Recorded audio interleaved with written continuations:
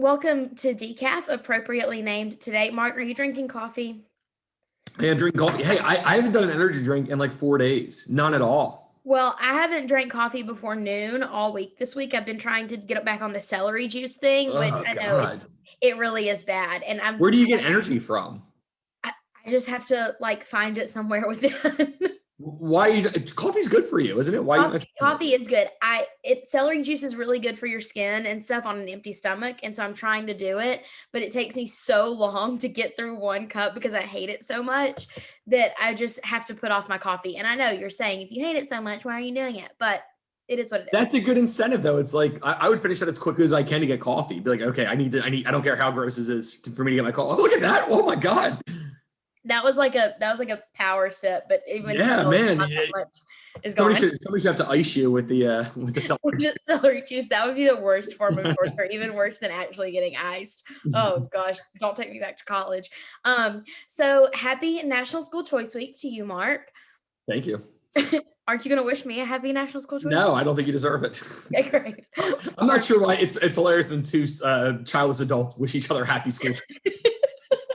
Honestly, you're right. We had a great event for our young professionals last night with Jonathan Butcher from the Heritage Foundation. He talked about a lot of great stuff. If you're watching this and you're interested in that, let me know. I can send you the recording. But really, I think that this year, National School Choice Week is more in the spotlight than ever before because of what parents have been through this year with their kids' education and needing options that aren't, hey, sit your kid behind a computer all day long and force them to learn. And so I think we've talked about this before, but school choice is really in the limelight now more than ever, wouldn't you say?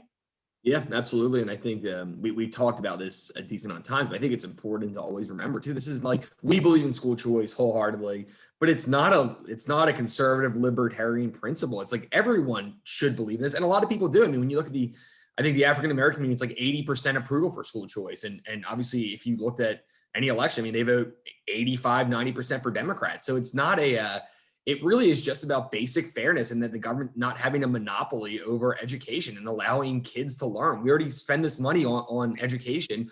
Why not give these kids the best opportunity to succeed possible and instead of having bureaucrats stand in the way of it?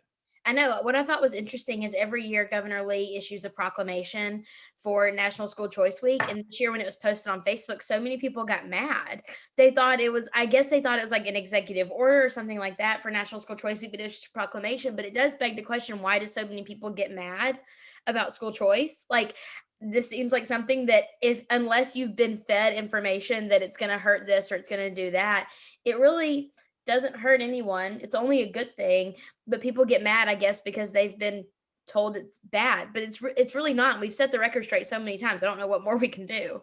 I think that the people, and I don't mean this in a rude way, but the people who are really most against it are kind of the limousine liberals, the white rich white who think that, oh, we need to support unions, we need to support school teachers, and they don't think, and they already send their kids to private schools, so they just don't have any skin in the game, and they think, oh no, we need to support our unions, and don't look at any of the facts. And I feel like it's the people who seem to support or against school choice the most are people without any skin in the game because it doesn't affect them, and it's a lot easier to do that. Or people like, oh yeah, my kid goes to the greatest public school in the world because I have a $2 million house in Green Hills. Like, great, but that doesn't change the situation of people who are in areas that you've never been to and have never gone to. And I think it's a lot of people thinking they're doing the right thing, but just they're not. And they're trying, and they're really picking union members and unions over children. And that's, to me, that's not great, but whatever, they can do what they choose to.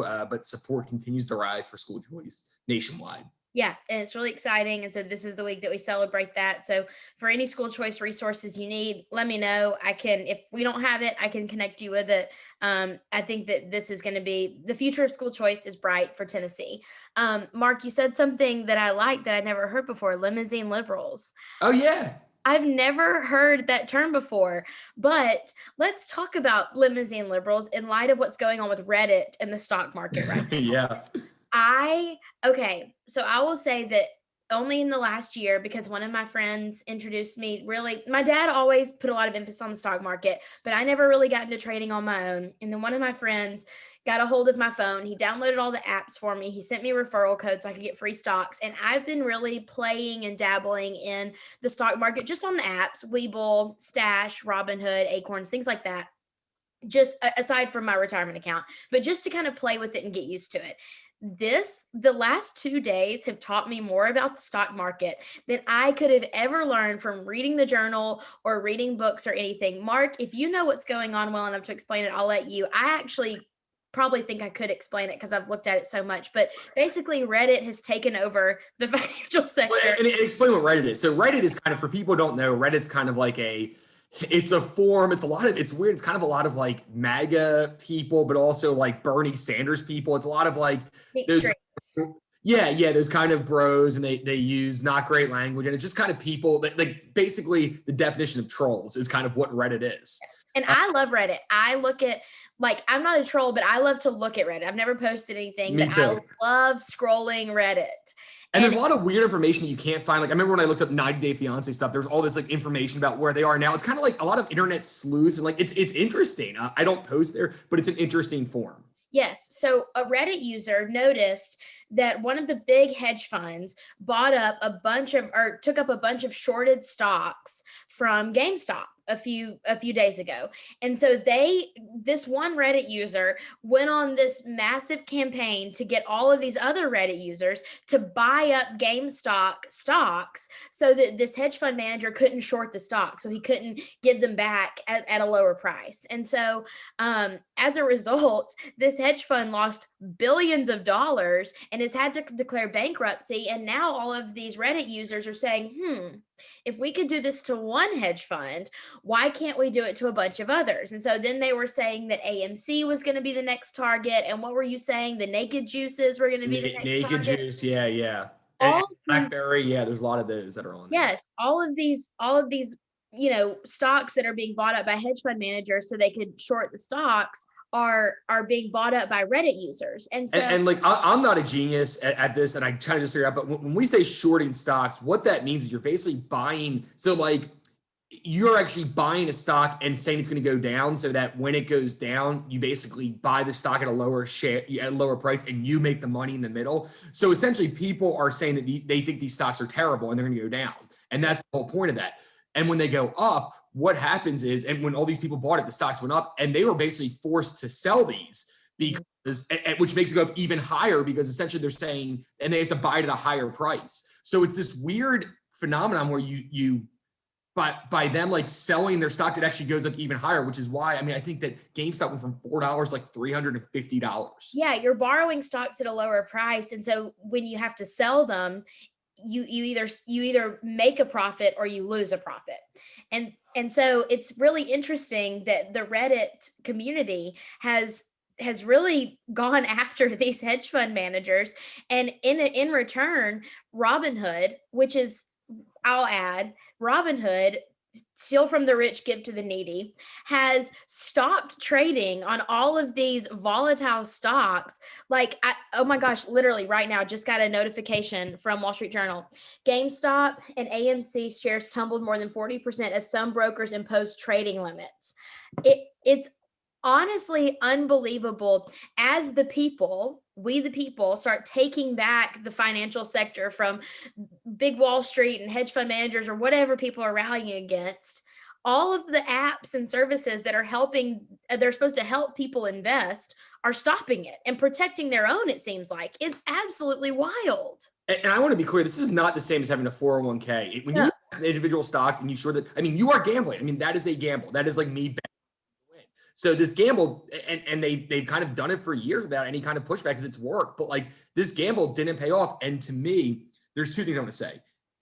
Whether or not you agree with this or not, I think it's kind of funny, but whatever. Whether or not you agree with it, it's not really relevant, because they should not regulate that. If you think that, and this would be another example of how regulation would only help rich people and hurt poor people. And that's what almost every regulation does. But the second thing is, when people are saying, oh, you shouldn't have taken the stocks off there. And I don't know the legality, but they're like, oh, it might be illegal for Robinhood to trade the stocks and all these things. if you were fine with Donald Trump getting thrown off Twitter, then I don't think you can argue about that, because again, it would be a private industry. And I don't know the legality of it, but you can't say that, oh, this was fine, I'm not worried about this, but oh no, they're not letting me buy this stock, and they're using their private thing to not sell a stock.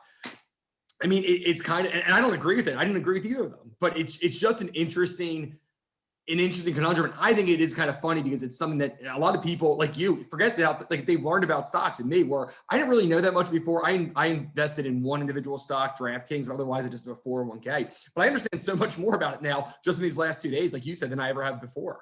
Yeah, I think it's interesting. I read a post on Facebook that was talking about how the GameStop phenomenon has caused all these hedge fund managers to say, wait, it should be illegal for people to band together and raise the price of these stocks. And it's like, what should be illegal is stopping trading on something just because it all of a sudden becomes popular because people have taken over. Like that, it's wild what people's perception of what's right and wrong should be. Whereas you've got thousands of people trying to buy up stocks just to see what's going to happen in the market. And then the people who are getting hurt are saying this should be illegal just because and why is it okay for Jim Cramer or whoever to go and pump stops on TV, you know, on CNBC to a national audience and pump stocks or say it's stock, and that's fine. But when people do it on Reddit together, people who are not professionals, that's somehow not okay. I mean, the double standard is shocking. I mean, I guess if I lost a bunch of money, I'd be very frustrated too. But it doesn't. But stop doing that then. If you feel like it's too much of a gamble. If I lose a bunch of bets in a row, I'm going to stop gambling for a little while. So like they should do the same thing. And I know it's tough, but it's legal. And it seems like everything I've read about the legality of it's like, it is completely legal. There's nothing they can do about it. And I'm not sure if these places taking their stocks off are legal or not, but I know that what's going on is completely legal, it seems like. Yeah, I would agree. I mean, I saw another tweet that said the problem isn't the free market. The problem is that we don't have a free market. And it makes a lot of sense now that we're seeing all these regulatory forces from these private industries coming into the marketplace and saying, we're going to limit the free market because we don't like what's happening. Yeah, that is exactly a problem. That's a huge problem. So I'm curious. We'll probably honestly do another segment on this next week. Yeah, I want to see what happens next week. And I did invest a little bit in a couple of the small stocks. So hopefully Nate his way up between now and then in BlackBerry. Well, I invested in AMC, and then when I woke up this morning and saw that they had frozen trading on AMC, I was furious because even though I only put a little bit of money in, it tanked. So I'm fully mentally and emotionally invested in this, even though I'm only a little bit financially invested. Yeah, it's so interesting. Yeah, it's nice to have a little skin in the game just to see what happens. It's like we're putting in what we can afford to lose. I just am interested to see and what the government chooses to do. And it's the first test for, I mean, Biden's new Secretary of the Treasury, Janet Yellen's going to have a real issue because she's going to have a lot of the big donors from Joe Biden, limousine liberals, as we might say, saying this has got to stop. So I know, and it'll be interesting to see how the government intervenes. I just think I was actually thinking about this a few minutes ago.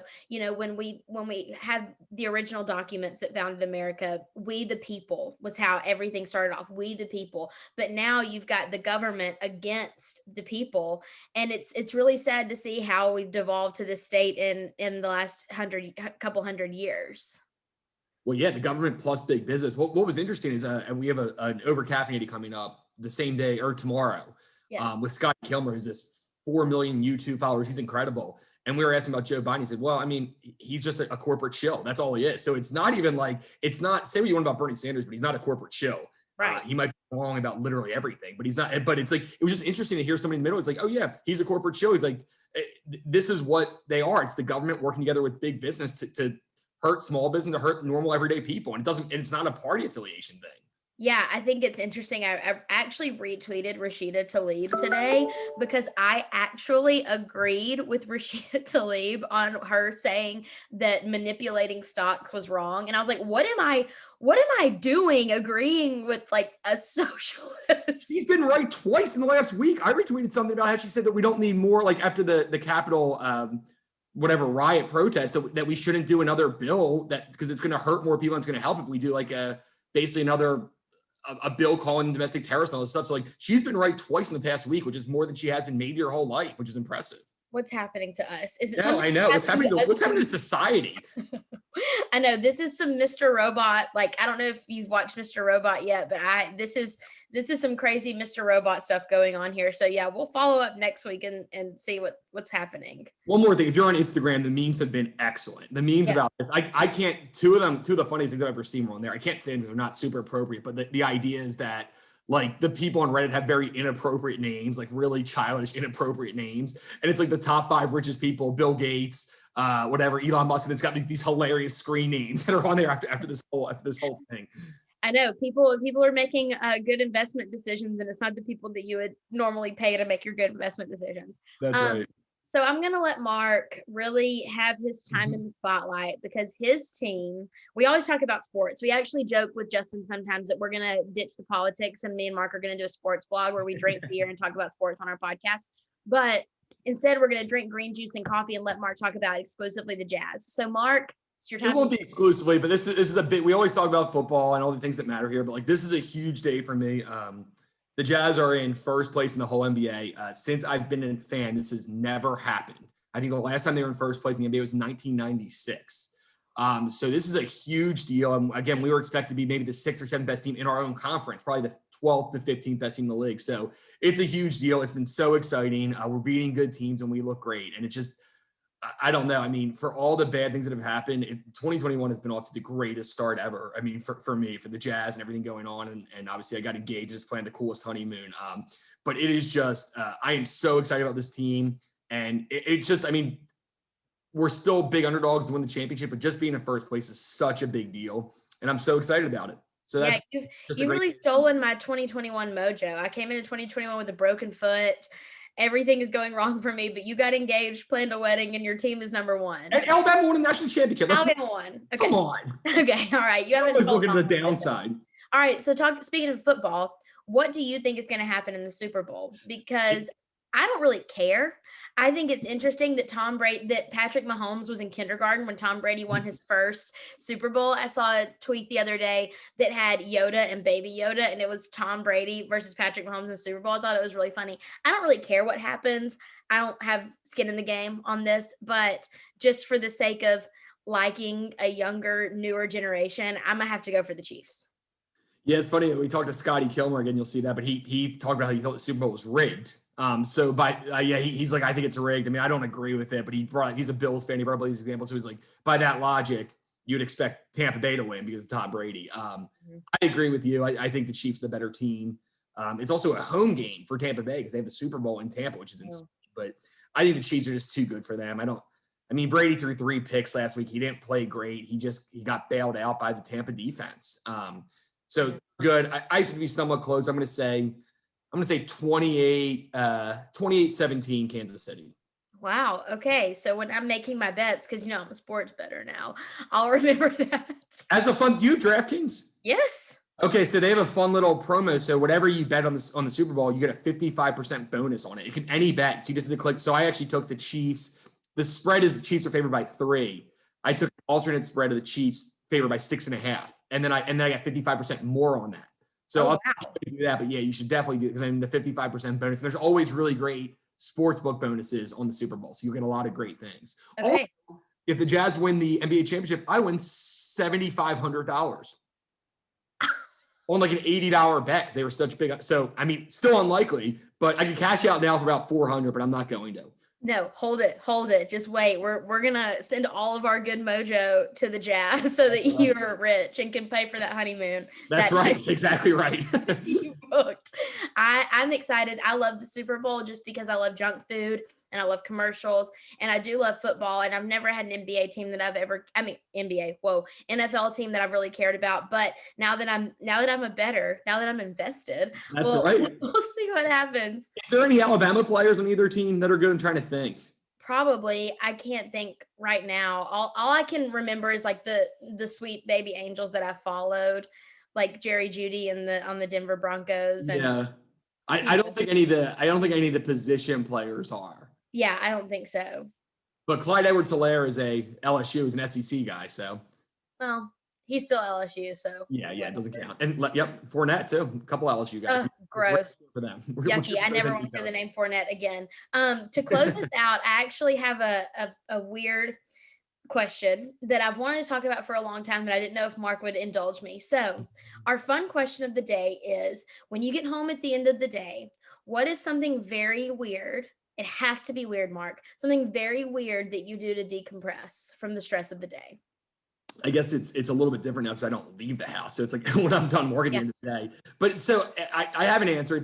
You told me yours, and it's certainly not as weird as yours. But and I do this twice throughout the day generally. But I really when I get stressed or when I just want to relax, I just take a shower. I take 2-3 showers a day. It's something that really relaxes me. It really makes me like calm down. And it doesn't make sense to people like, why do you take so many showers? My girlfriend Kira takes one shower every like 3 weeks, it seems like. And she's like, shut. I mean, that's an exaggeration, but Don't say that about her. much. But yeah, just I don't know it.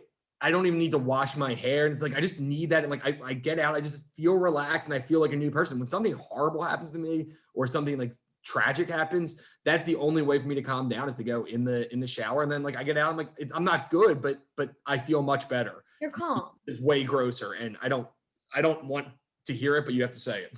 Mine is really gross. So I love on Instagram, there's an account called Dr. Pimple Popper. And she's a dermatologist that specializes in like extractions. And at the end of the day, when I'm ready to go to sleep, I have my glasses have a blue light prescription so I can watch it right before I go to sleep. And I just really enjoy watching some good old dermatology right before I go to bed. You made that sound way classier. Extracting. What you're talking about is somebody just popping pimples and the gross stuff coming out, like the pus, and like that's what you like. I That's don't what. want you to say it like that though. Well, that's what it is. You can't make it classy. Like that's not. I'm not gonna let you change history, and make this classy. It's weird. It's disgusting. I don't know what to really say. Okay, well, she has 4 million Instagram followers, so I'm not alone. There's definitely 4 million weird people in the US. I'm not saying that, but you're just among them. Oh my gosh, I'm like sweating. You're making it sound a lot worse than I thought it was. 25% of people think the moon landing was fake. So like you're in good company and weird. You're making me sweat. I didn't really think it was that weird because so many people follow her. I mean, she has a TLC show. But like, what does she have a TLC show? Does all she do is pop pimples, or like does she actually do other stuff? No, she like removes cysts and does like a lot of other really gross dermatology. That's also gross, but maybe less gross. I would like to see a poll on how many people think it's weird. Because I think it'd be about 95.5. And the thing is, I'll give you credit. Like, if I did like that, which thank God I don't, because I'm a normal person, I would never admit it. I think it's so weird and gross. But you admitted it, so I appreciate the honesty. I actually was dating a guy once. This is what Taylor said to me. She was in her pajamas one day. Let's go. She's like, oh no, I have to get changed. And I'm like, well, you don't have to look that nice for this. She's like, oh, I do because I'm single. Guess what? Anybody listening, you're gonna be single forever if they hear this interview. So you might want to delete this. I'm embarrassed. We have to end this now. Oh gosh, my mom's gonna be so disappointed. I'm never gonna get married. Every listener's gonna be disappointed, but I'm the normal one. So if you want me to just come back with a solo show, if that makes more sense to you, just let me know and we'll do that next week. I hate this. I quit. Signing off, maybe forever.